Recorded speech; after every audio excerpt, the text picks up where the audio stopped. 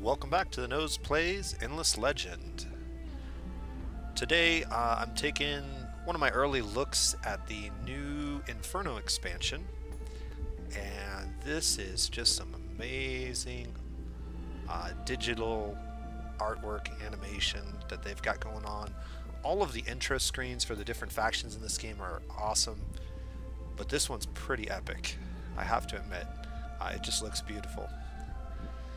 And we're going to get to see these new little Kapaku dudes today.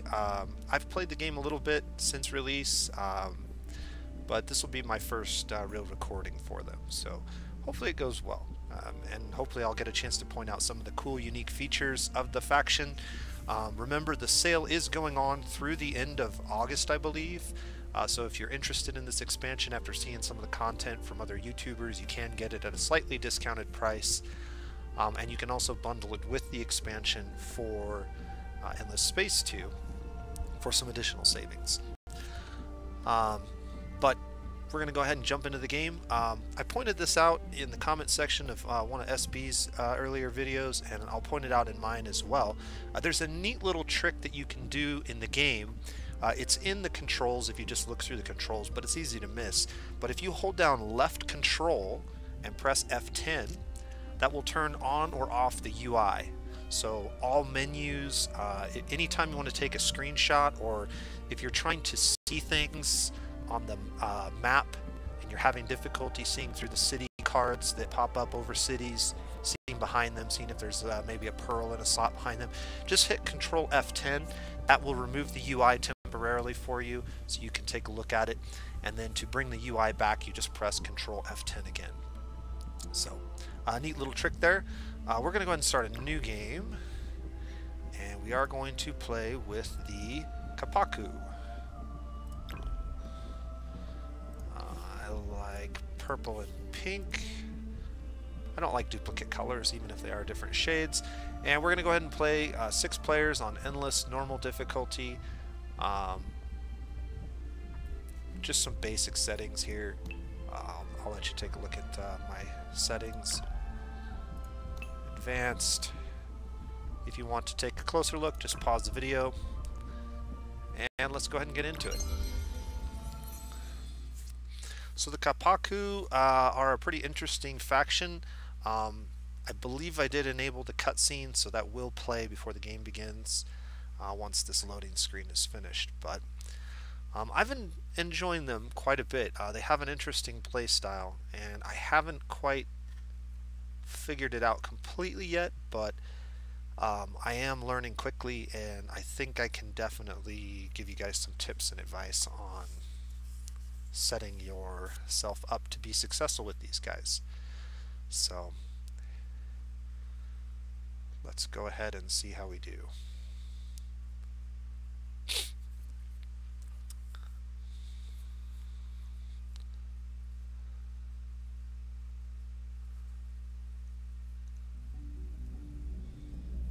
Our world was a paradise of ash and fire, until the gods brought their doom upon us.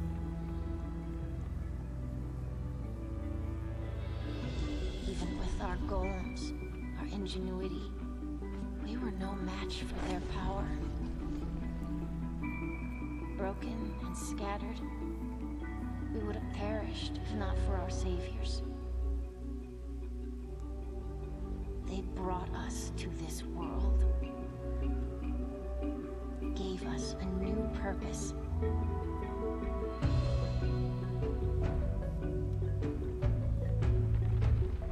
And new powers to make it ours. And we will make it ours, no matter the sacrifice.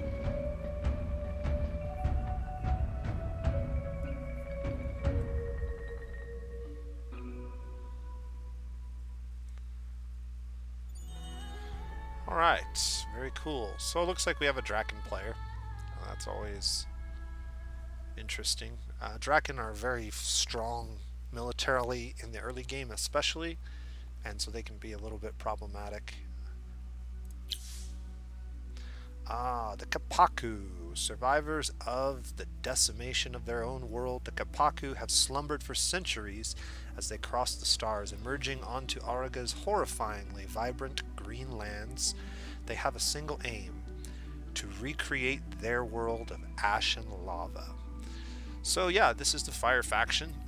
They've introduced a lot of new mechanics into the game with this faction, and there are some tooltips that will pop up occasionally.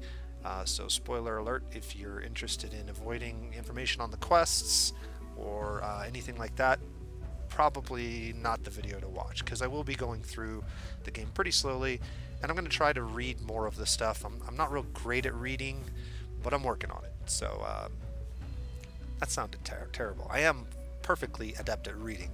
I'm not so good at reading things out loud, so that takes a little more practice. Let's take a little zoom out here and see where we are. I always like to zoom all the way out because you can kind of see where the southern edge of the map and then the northern edge of the map are in relation to you, and so you get a little bit of an idea of whether you're on the southern end of the continent or the northern end. It actually looks like we're kind of like right in the middle, and we may even be completely landlocked. Okay, it looks like we've seen the Kazanji. Are they in our tile? Okay, so they're in the neighboring tile. That's probably for the best. Kazanji are really dangerous early minor factions. Their units are incredibly powerful, and you really need to be well prepared to face them. One of the things that I've noticed about this faction, and I'm not certain that it's unique to them, but I've been used to playing with some of the other factions that have different stats when it comes to vision, particularly the Morgar, but this faction seems to have a lower line of sight than many other factions. They just don't seem to see as far or over as much terrain as the other faction units seem to be able to, and I'm not sure if that's unique to them or just something that I've gotten used to from playing with other factions too much. But you can see we can't really see very far. Like the number of tiles that we can see is pretty limited here. Let's go ahead and take a look at the Kapaku faction traits real quick before we begin. So one of the first things that you'll notice about these guys is they're born of ash affinity. Hailing from a world of rock and fire, the Kapaku feed exclusively on ash and minerals that other skins would find inedible. Ugh. And their armies thrive in the volcanic regions that would wear down other factions. So the benefit that we get is also a hindrance. It's kind of a balanced trait, I guess, in that in volcanic tiles our units are much more powerful, and we get a lot more resources from volcanic tiles than other factions would. So we can actually gather food from volcanic terrain. I don't believe any of the other factions get any food from it. Our armies actually get a small amount of health regeneration when standing on volcanic terrain at the end of their turn, and our units and heroes gain bonuses to their stats when standing on volcanic terrain. So whenever we're in combat, if we can stand on a volcanic terrain during the fight, we'll have slightly elevated stats. So that's pretty interesting. Shaman's Knowledge, this basically is tied to the new Dust Eclipse effect, and it basically gives us enhanced vision of the special drops called confluxes that show up on the map, which can give really big boosts to your army's capacity for short periods of time. So we have vision of those anywhere we've uncovered them, very similar to the Alayi with pearls. Any area we've scouted will show those for us if they happen to fall on those tiles. Endless Fascination. The story behind these guys, if you read some of the lore and the backstory, is that the sowers from the original game, and also I believe a minor faction now in Endless Space 2, they actually began colonizing the Kapaku's planet and terraforming it. And obviously when they terraformed it to a more hospitable planet type for the Endless, it kind of devastated the Kapaku's climate and ability to survive on that planet. And they were rescued by one of the Endless factions. I believe it was the Concrete Endless, but I'm not certain of that. But one of the two Endless factions rescued them, put them on a ship, and sent them to Ariga. And they've just recently arrived after being in space for a long period of time. So that is the story of the Kapaku, or at least the beginning of the story, right? Stargazers, in the summer, upcoming dust eclipses are always predicted, so we can figure out when dust eclipses are going to happen. We have a perfect clock, similar to the Alayi in wintertime. We have these volcano formers that create more volcanic terrain. We'll be dealing with that mechanic quite a bit in the early game. We get this special golem camp, which is really awesome. It allows us to put a district or a borough down that is not directly connected to the rest of our boroughs. And so if there's like a really sweet tile set off to the corner where we didn't actually put our city down, we can use this to collect a lot of bonus resources, and so it's pretty powerful. Siege Engineering. This is a faction trait I haven't used a whole lot, but basically if we siege other players' cities, we actually gain industry stockpiles as we collect the rocks from sieging their walls down. We use those to build new stuff, so pretty neat. The Geomancer is a basic support unit. He has a buff based on the tile that he or his targeted unit are standing in. I'm not sure if it's based on the units that he's targeting or if it's based on what tile he's standing in. I'll have to look at that more carefully when we get into the first combat if we end up using him. Golem Riders are a really strong cavalry unit. Circular attack and sweep strike back, so they're pretty good. Stone Sentinels are basic golem tanky units. They feel very similar to Broken Lord units, early infantry, so pretty strong, really good defense, not great damage, slow initiative. And we start with the Alchemist Furnace, so we can start mining titanium and glass steel right at the beginning of the game, which is really cool. Okay, so that's the Kapaku's main traits that we're going to be dealing with. A couple of things that I always like to do is kind of zoom out and take a look. So we see one anomaly right here, which gives bonus resources to that tile, but I'm not seeing anything else that's really fantastic. One interesting thing that we could do is if we did happen to settle our city on this glass steel deposit, since we do have the ability to research these mines, we would automatically start mining glass steel on turn 1, which would be really good.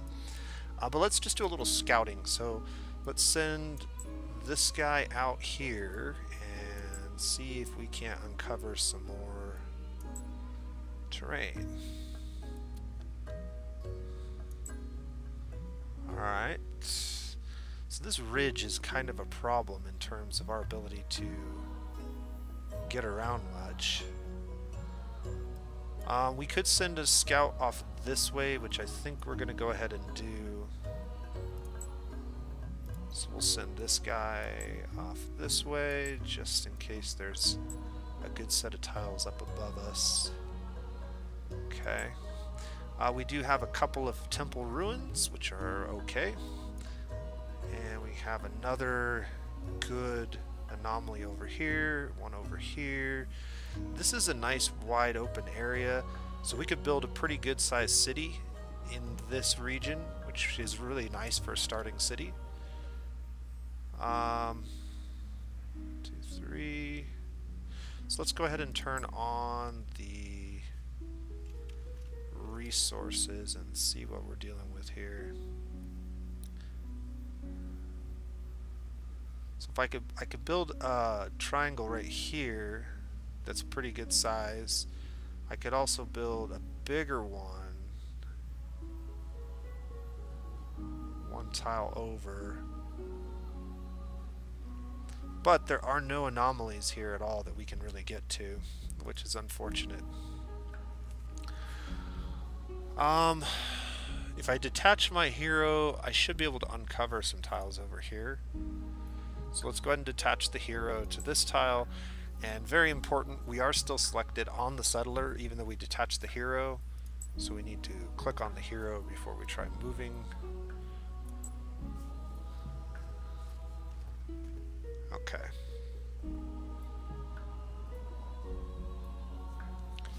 So there is a nice spot right here. And our hero can actually get there. Let's go ahead and walk there and see what we got. So 2 nice industry buffs. Let's see if, yeah, we're going to be 1 tile short of being able to settle that.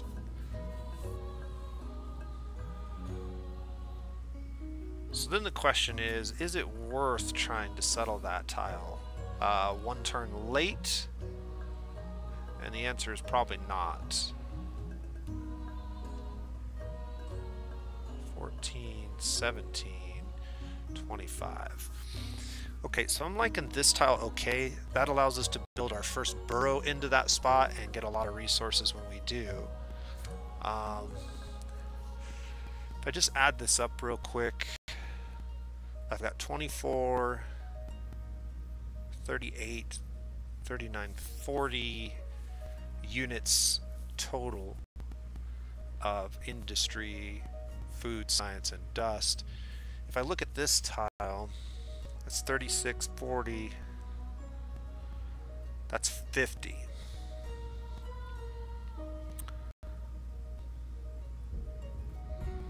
So in 4 turns we would actually recoup, just in total quantity, what we would get from this tile. It would take 4 turns to make up the first turn of loss.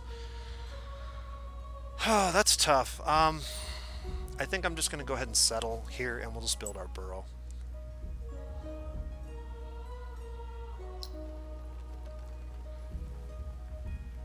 We may go ahead and group all of our guys up to get XP while we're searching these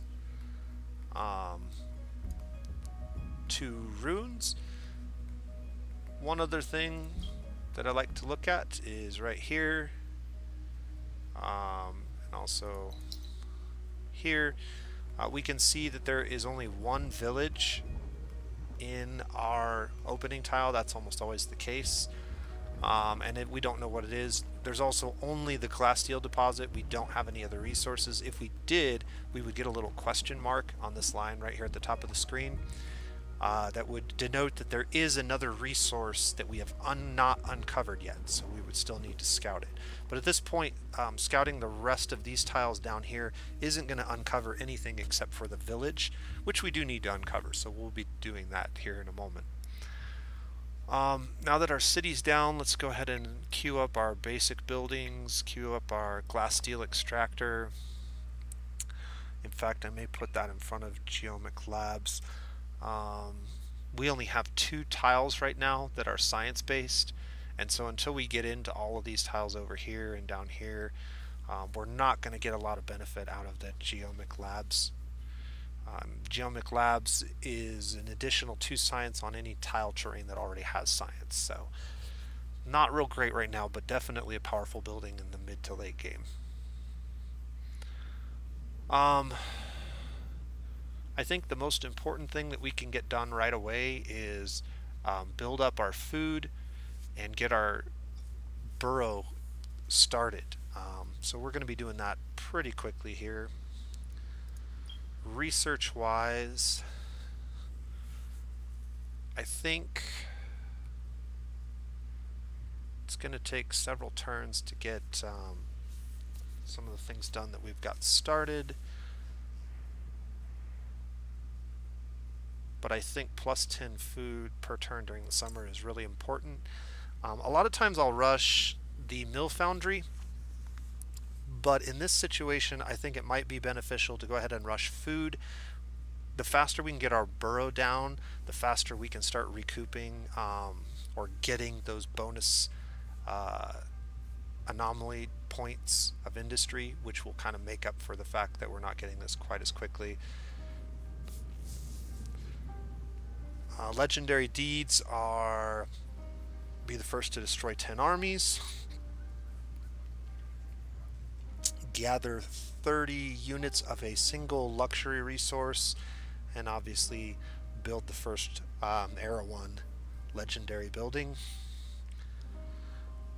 Not sure if we're going to be able to get to any of those too quickly, but we'll see what happens.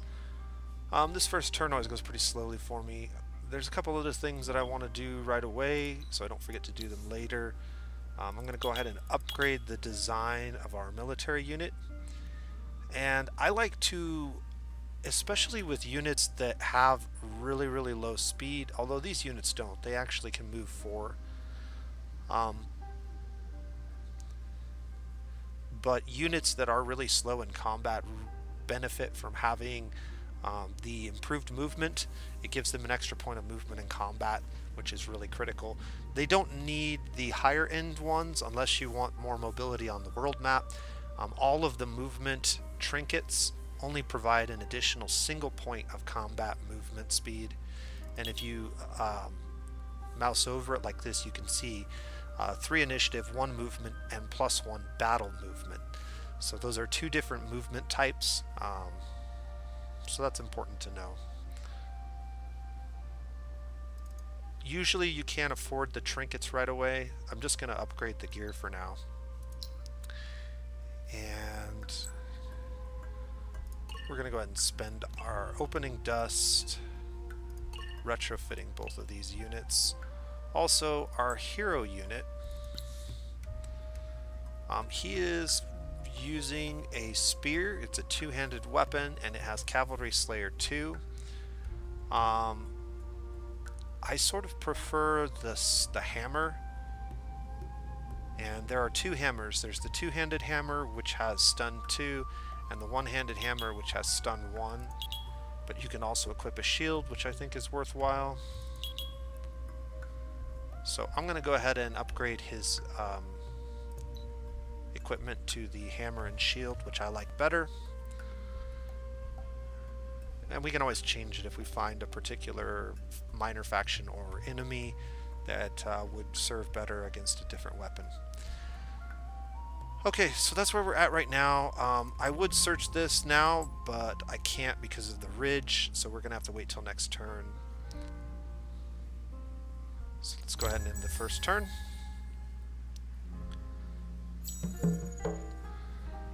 Okay, and our faction quest has begun. So the first part of the faction quest is collect strategic resources, and we'll get some luxury resources in return.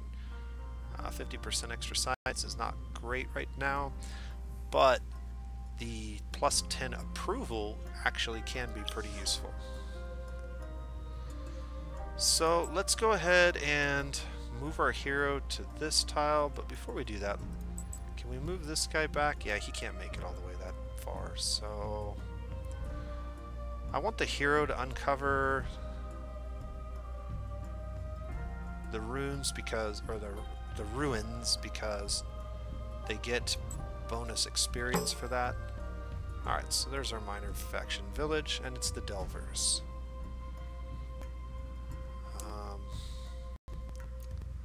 Okay. Yeah, we'll go this way, because then we might uncover some more of that. Go ahead and move him into the hero's army. Yeah, he can't search that from that tile, so we'll have to move down 1. 30 dust, 10 science. That is a unique trait of the Kapaku. Kapaku do get 10 science, or some portion of science. They get a little bit of science for searching ruins, which is helpful because they have a real hard time with science in the early game, it seems. Definitely not their strength. Okay, so far so good. a turn.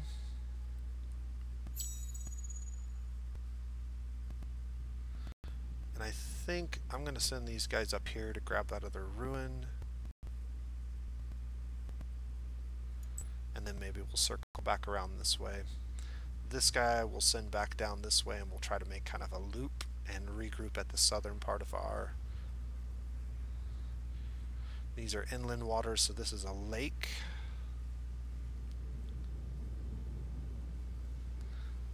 And once again, we don't have a lot of things we can do on this turn. We can move him. Okay. Found a titanium deposit, which will be good.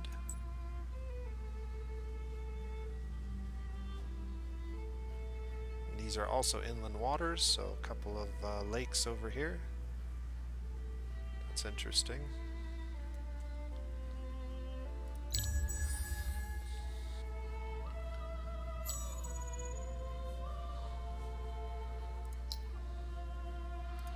I like to go ahead and expand these early on.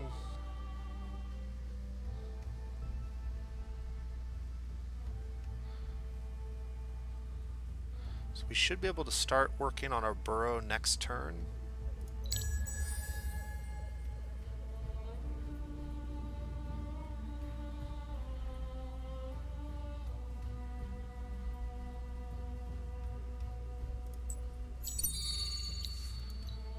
Search that. We didn't find anything this time. Yeah, vision on these guys is really weird. It just feels like I can't see very far at all. And I guess that kind of makes sense, considering what our faction's actually like. Go ahead and grab this with this guy. Double bad luck. Alright. Queue up his next move.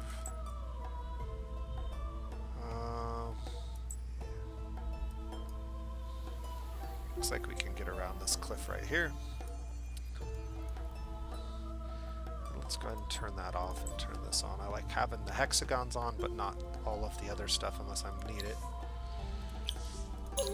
We found some haunts. So haunts in Kazanji right next to us. That's kind of scary.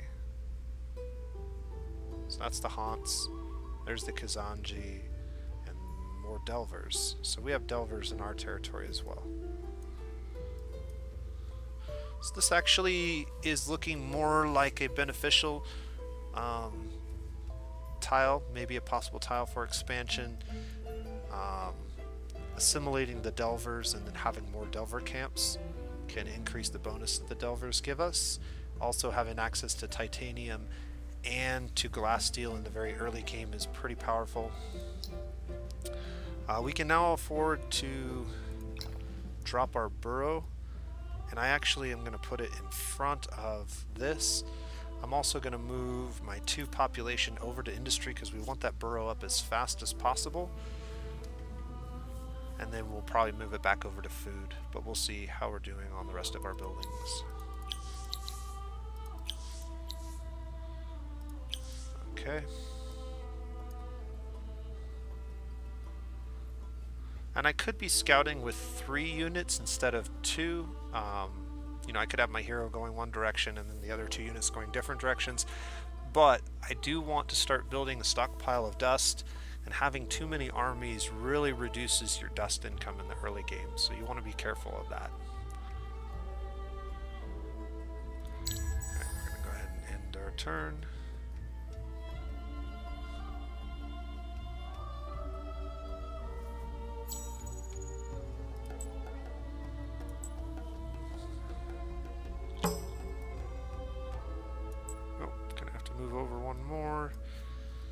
That's really far, but I think it's worth scouting over to grab that. We might get some science from it.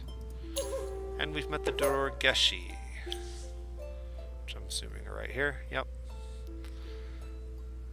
I really like the Dorgeshi minor faction. They have a pretty cool trait. in that they increase the production of luxury resources. Alright, so there we go. More dust, some science. Maybe we'll cut down around like that. And yep, that looks good. Still working on this. Go ahead and end the turn. And we need to pick a new science because the cultivation center has been completed. I think we're going to go ahead and grab language square. This will be good. Actually, I might not grab language square. We're really hurting on science right now, so I think the public library is going to be the next building we build. Our science is atrocious at the moment. I have the dust to go ahead and buy off the glass steel extractor, and that is one of our faction quests to get 5 of a single strategic quickly. So I'm going to go ahead and buy that out now. We still have pretty good income, and we'll recoup that cost pretty quickly.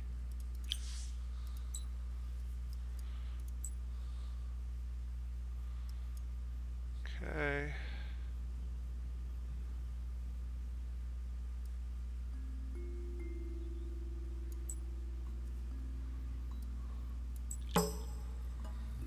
The Gelderis. Right here. And we'll just kind of cut straight down around here and see if we can uncover most of this, see if we see anything good.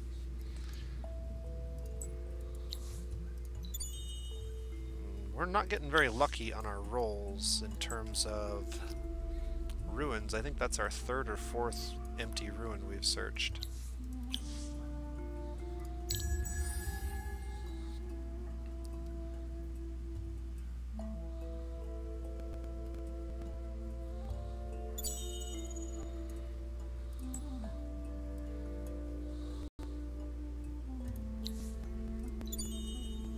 Alright, 5 titanium, 5 science. That will complete our quest. And it will also level up our hero. So we're going to make this a military hero. We'll probably just go down the military path. I might grab 2 points in the agile mover skill just because having more movement speed is always beneficial.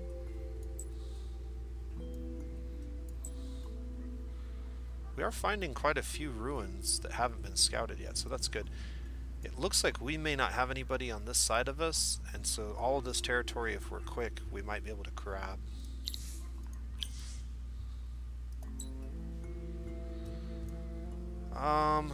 Let's go ahead and move out this way. And then that way. This is a really interesting looking set of tiles. Put a city right there. That's one approval tile. And a couple of other interesting tiles.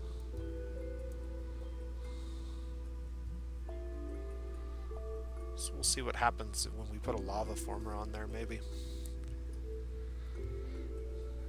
I'm not exactly sure how the anomalies change or interact with the lava tiles changing. If they keep the same anomaly, or if they change to a different lava themed anomaly when that happens. Like some of these look like the original anomalies. Well, maybe Caldera Lakes was a new one as well. I'm not 100% certain. I've seen an anomaly that looks like Caldera Lakes in other parts of the game, so it's hard to say for sure.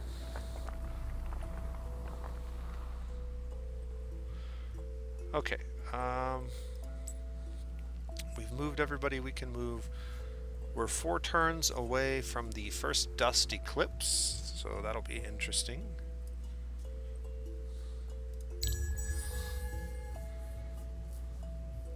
And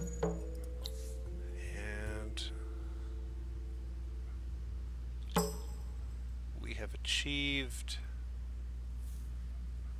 the first part of our faction quest, so that's our 10 Moonleaf. must strike good terms with our closest neighbors, pacify all villages within your capital's region. We'll get military science.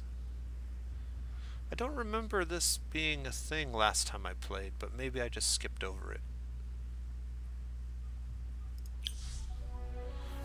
And we've met the vultures who have immediately attacked us. Hello, stranger. We hope our dealings will be brief and peaceful.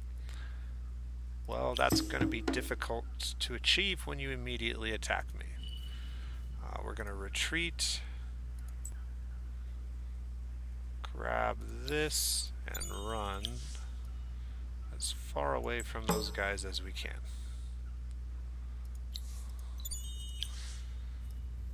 And we can go ahead and move down to here, so we'll want to mash that key so they don't chase after us. Vultures are a ranged unit. We do have some anti-ranged weapons that we can equip our units with, and so that will make them more effective against the Vultures base unit until they start incorporating more of their military units and minor factions. Another empty location. Ursers are really good. Alright. Gonna pound on this. Stay away from the Vultures. And we should be able to meet up right over here with both of our factions, or both of our armies.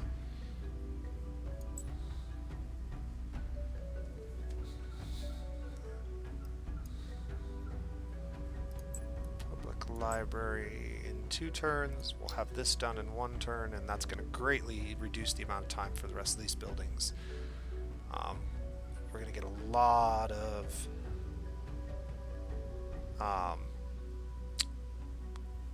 industry from these tiles. 14 industry, 15 industry from these tiles when we lay down our burrow, so that'll be good. 10 turns in. And there we go. Construction completed. So you can see that shave like at least a turn off of both of these. Public library in 1, we'll start that before we finish the before we start working on the geomic labs. Again, geomic labs, we now have 1, 2, 3, 4 tiles, so that's 8 science, but it's still not quite enough to be worthwhile. Once we build out in the rest of this area and fill this in, it'll look a lot better.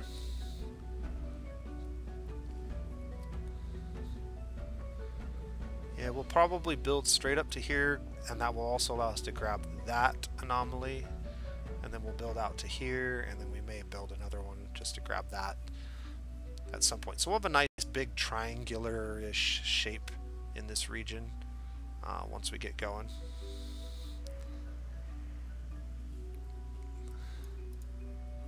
Okay, now the question is, do we still need as many people working on industry? And I think the answer is no. I think I want more food, and I want to grow my population so I can get my second burrow down as quickly as possible.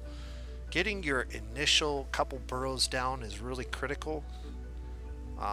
It is one of the best ways to increase the productivity of a city, is to focus on food, industry, but also the population allows you to unlock more boroughs and to grow your city really rapidly. And the more tiles that you're covering with your city, the more income per turn you're getting. So, oh, little hiccup with the mouse there. Let's go ahead and move this. You can see we're 1 turn away from the dust eclipse, and you might notice that it looks a little darker on the map. And that is the case right before the dust eclipse. You will get this very brief notification, essentially visual notification, that it's about to go black. So this will be interesting. It's very cool animation effects during the dust eclipse. You kind of see that a little bit in the opening intro screen. Alright.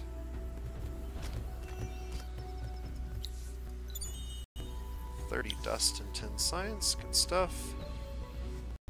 I believe that's the first luxury resource I've seen. Emeralds are not a real high quality luxury resource, but I haven't seen anything else. I really like this tile. I think this could be a good one. If we do forward settle, the Vaulters, we're definitely going to be at war with them. They're extremely warlike. Imagine that.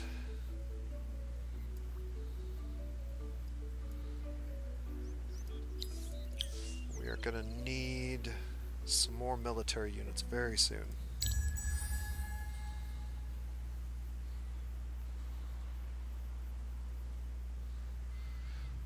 Okay, so one of the neat effects, besides this cool visual Aurora Borealis thing that you're seeing, during a dust eclipse, all of the sites, all of the ruins, become searchable again, which is really neat.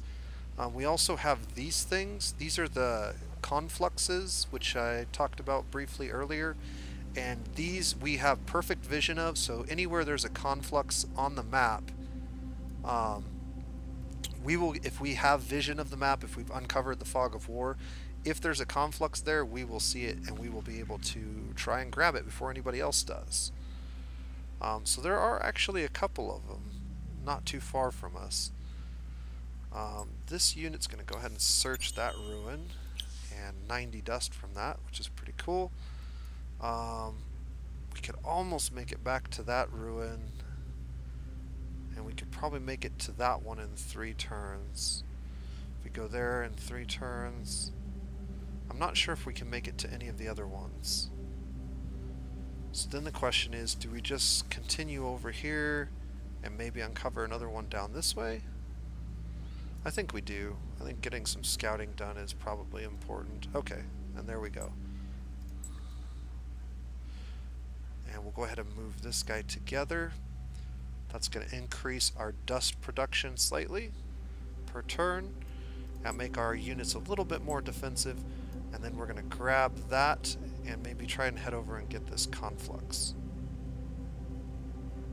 Minus 60% upkeep on unit. Health regen. Confluxes with the same name don't stack. I don't know how long the conflux effect lasts after you pick it up.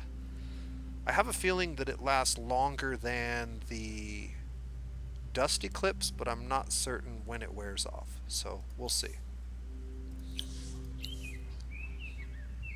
Okay, let's take a look and see what this says here. Maybe it'll give us some insight.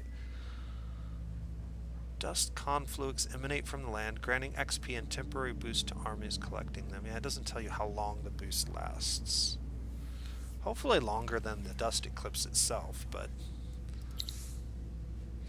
Alright, we finally finished the public library, so that's good. We need to pick up a new tech.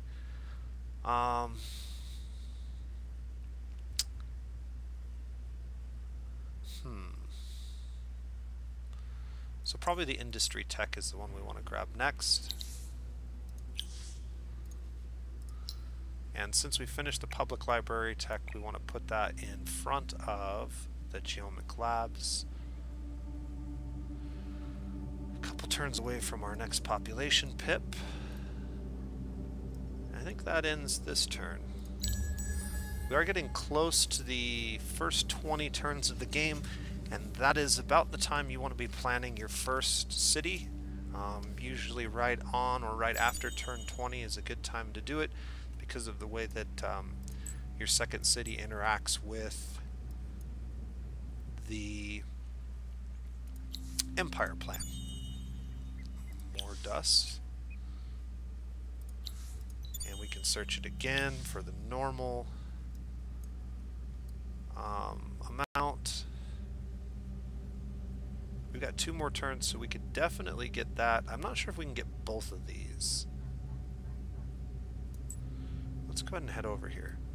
So, yeah, I'm not going to be able to get both. So we can either search this again or try to grab the conflux. We'll have to figure that out. Facilities are revealed. Somebody's already finished the first 9 techs that it takes to move to Tier 2. Not surprising, playing on Endless, the computer's very apt to get an early lead. But I think we want to come over here and we want to lay down a lava former. So I think we're going to go something like this.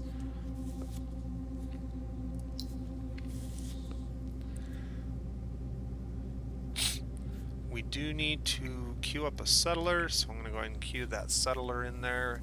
6 turns will put him at turn 19, but it'll actually be before that because we'll move all of our workers over to industry once we start building him.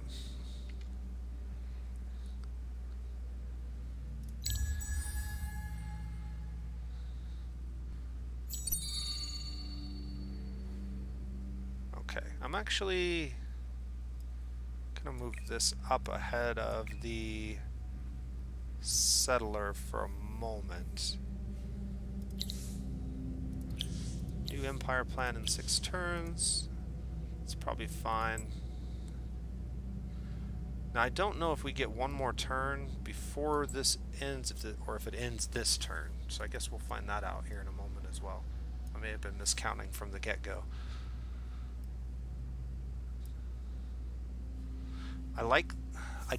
The one thing I don't like about this tile, besides the fact that it's an aggressive forward settle on the vaulters, is that I don't see any other resources, particularly strategic resources, and those are super critical in the early game with the Kapaku.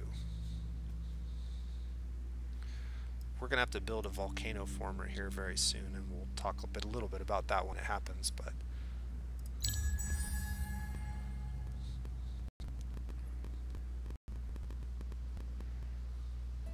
alright, so we didn't get to search that last ruin, which is unfortunate. But I think if we go here and uncover some more area over here, perhaps we can make it to there in 1 turn. And that's where we want to be next. Looks like our hero has leveled up. So we'll go ahead and give him an extra point of movement. Alright, the eclipse is now over.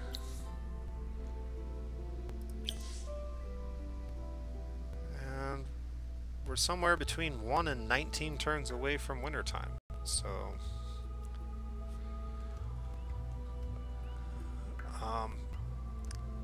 looking at our dust production right now, I think a really strong science play would be to grab the mercenary market and grab our first hero. It's still really early in the game, so heroes should be relatively cheap, and we've saved up quite a bit of dust, and that might be something we can pull off. The other thing that I might consider doing is we are very close to our 4th population pip, which unlocks the next burrow. And we might be able to buy out the burrow, which would be worthwhile, in my opinion. So we'll see what happens. That's one of the reasons why I put this here, because settlers have a weird mechanic when you're building them that affects your food and stuff, and prevents you from growing your population. So it kind of makes sense, but it also is something you have to kind of juggle. Go ahead and end our turn, and we're getting really close to what I want to be doing here.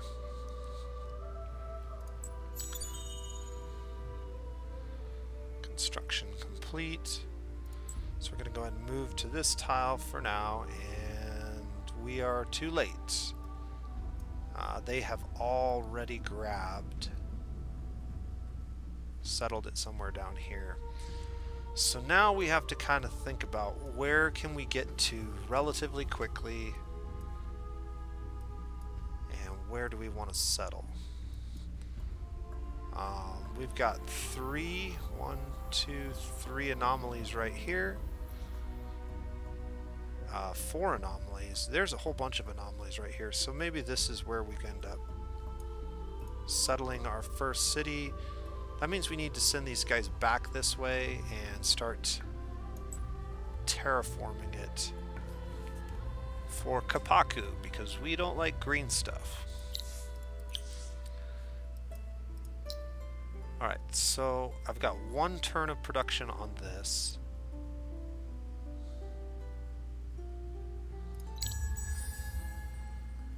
And it's wintertime, alright.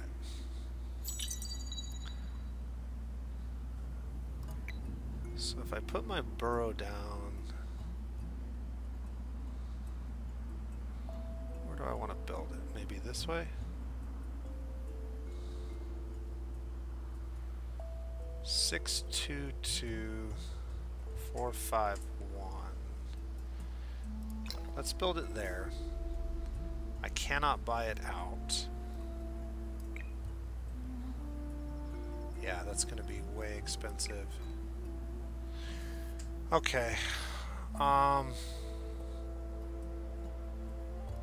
Yeah, we're not going to be able to get that built.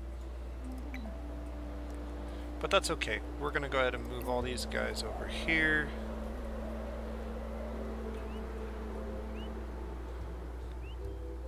It's going to take us 10 turns before we lose a population. So that's probably fine. We can just run negative on food for a little while.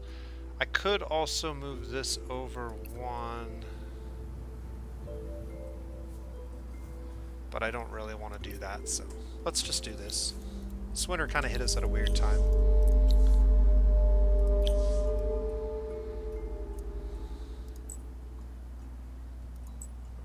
Let's go ahead and get out of these guys' territory. And get over here.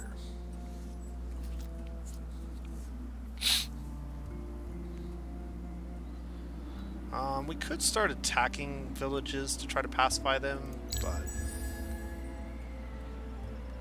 I don't think playing that aggressive this early is the best idea with the lack of military that we have. Maybe if we had 4 units, I would feel more comfortable doing that, but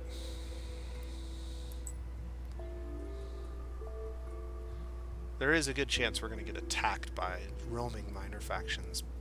And that's probably okay.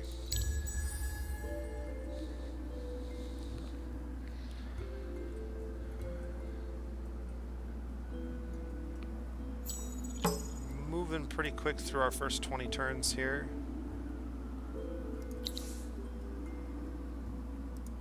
Yeah, they're not happy that we supposedly took pearls from them. Fairly confident that that was my territory first, but I'm sure they will dispute it. Okay. We can't put the burrows down. As soon as we build the first settler, we're going to lose one of these population pips, and that's going to prevent us from building burrows until we get it back.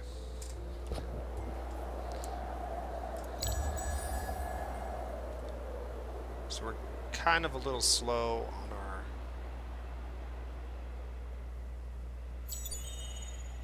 Okay, we're not going to activate anything. Okay, Empire plans. So we ended up with 43 influence points with a single city. That is enough to do 2 branches of the tier 1 influence wheel.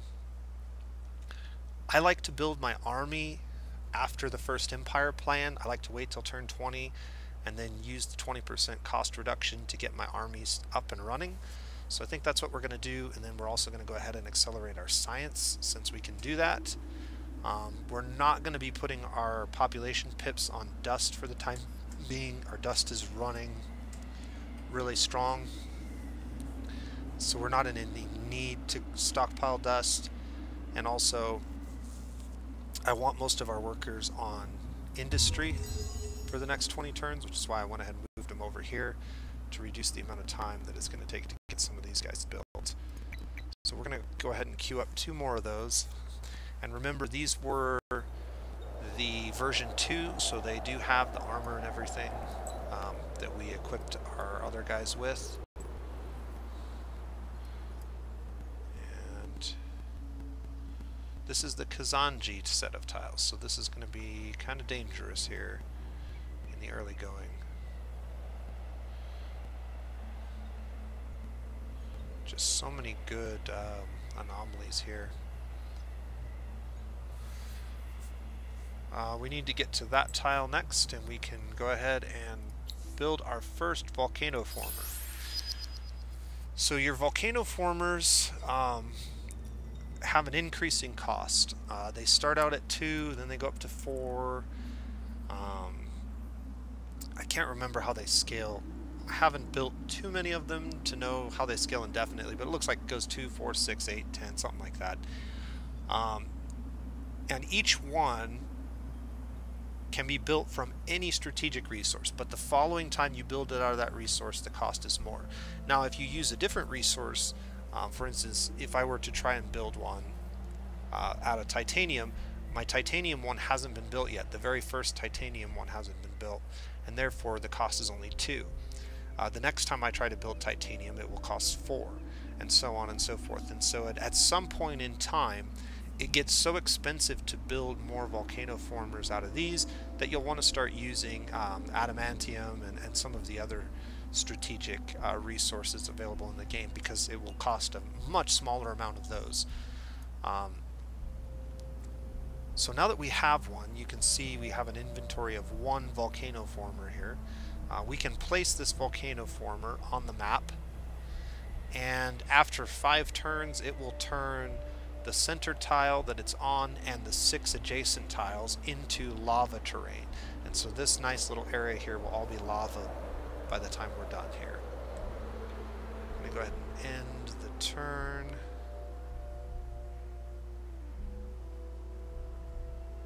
I don't think there's anything else we need to do. Next turn we'll use our dust to buy a hero. Alright, winter is now over. That's good for us. So while I'm thinking about it, let's go take a look at the heroes. Oh, and we were attacked.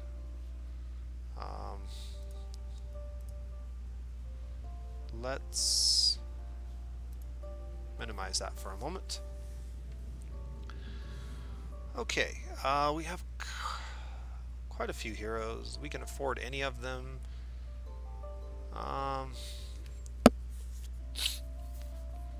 The Elayi hero, I don't really care for that one. These guys are always great city heroes. Industry efficiency 2 is really strong. Science boost 2. Science efficiency 1. Army boost. Dust efficiency 2. Dust efficiency 2, influence boost 1. Yeah, I think industry efficiency 2 is too good to pass up. So we're going to go ahead and buy that hero. And we are going to assign him to work our city. This is a really good hero for a city that's going to have a big population, and we definitely have the territory to grow a big population. So we're definitely going to be pouring points into these traits over here on the faction side of the tree. The cultist heroes are particularly strong in that regard. Okay, let's go ahead and take care of these guys and see what we can do. So we have a little bit of lava terrain over here that would be good for us to fight in if possible. Our hero has the ability to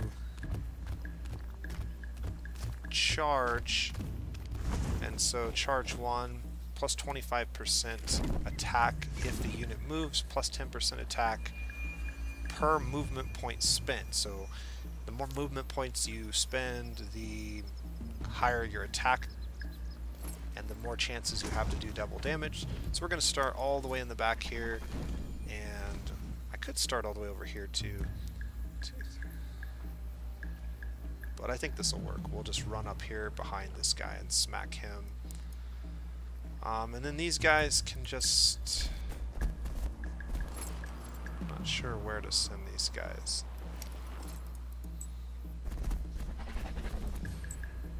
I really don't want them touching.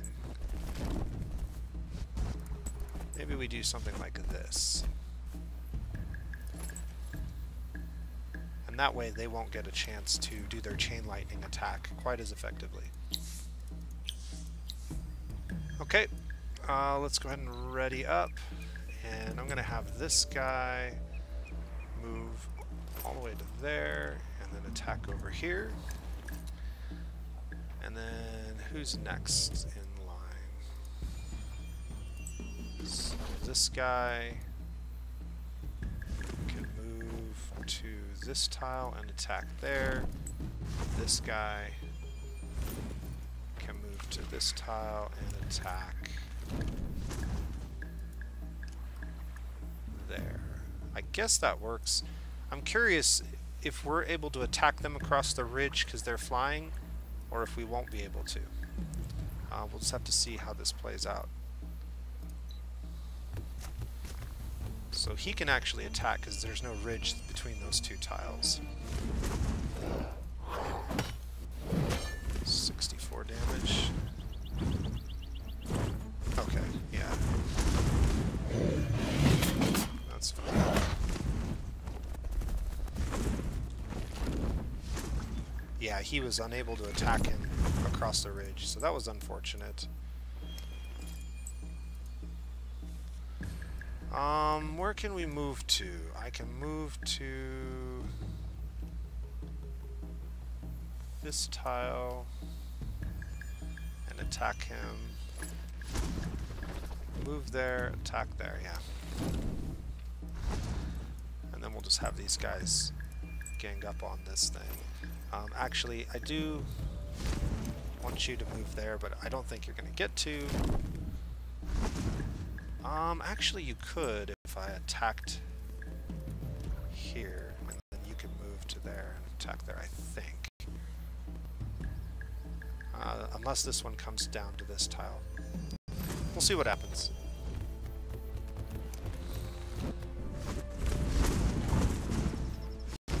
Alright, cool. 0 for them. Yeah, he's gonna... Gets the chain lightning off. Not sure what that was about.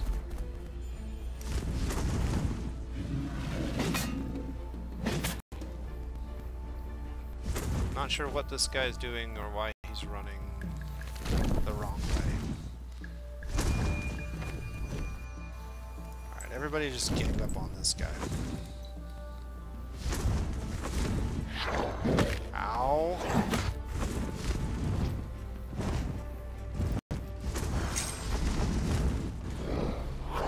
That's terrifying.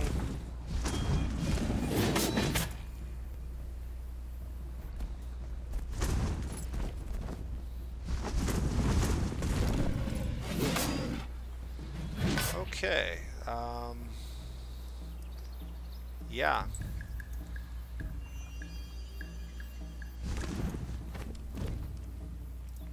I don't know.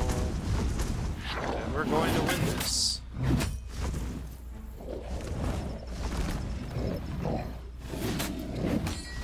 That critical strike on our hero was devastating.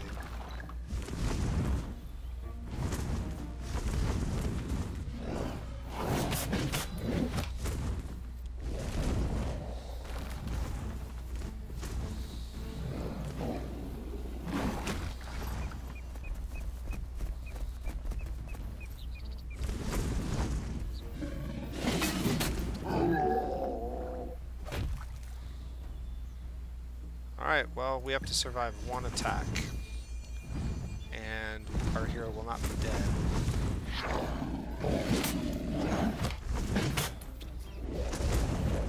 Okay, That was, like I said, that was pretty terrifying. The good news is we do have the ability to regenerate some of our health by moving over here. The bad news is we can't lay down a terraformer while we're this injured, so it's going to be difficult to get a settler down over here as well.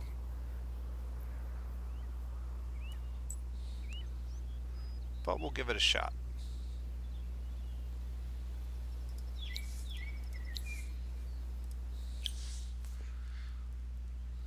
Alright, now that our research is complete and we have a hero, let's go ahead and pick up Empirement. Our dust is not as good as it used to be.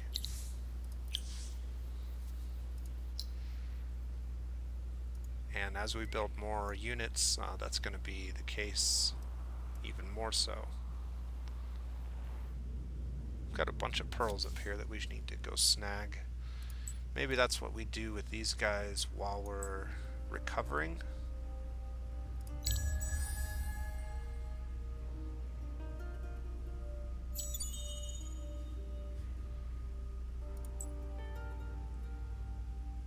Move these guys over here and get some pearls. Alright. Can move to that tile this turn, and to that tile next turn. Even if we get attacked, as long as they don't stand right here in front of us, we should be able to get here pretty easily and get our city down.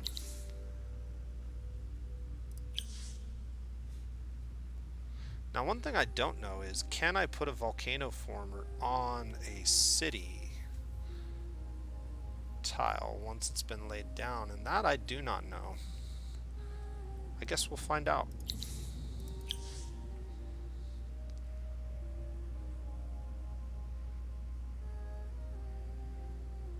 Alright, let's go ahead and end the turn.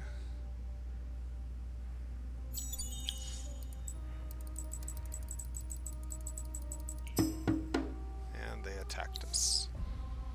So we will retreat and move right there. Oh, we can lay down our own volcano former. The problem with that is, if you lay down a volcano former, you cannot build a city on it. I do know that much until it's finished. So let's go ahead and move these guys over here. We should be able to get our volcano former down. We might even be healed up enough to kill this guy if we get in a fight.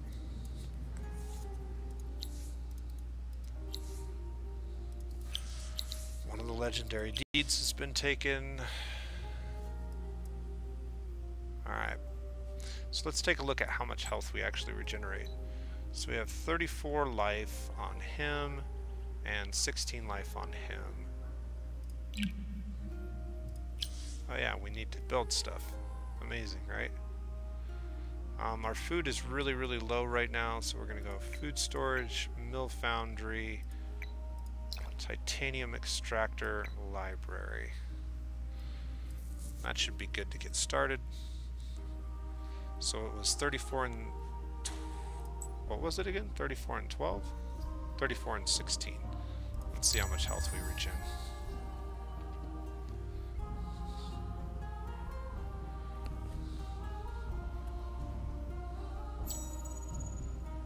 So now we're, so we have regenerated 6 health and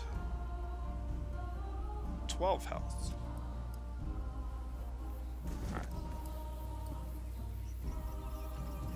So I can move on to the city. Can I lay down a volcano former here?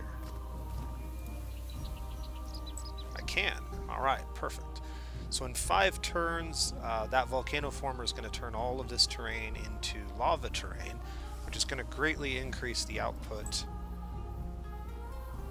of our city. You'll notice right now our food is really bad because none of these tiles are producing any food.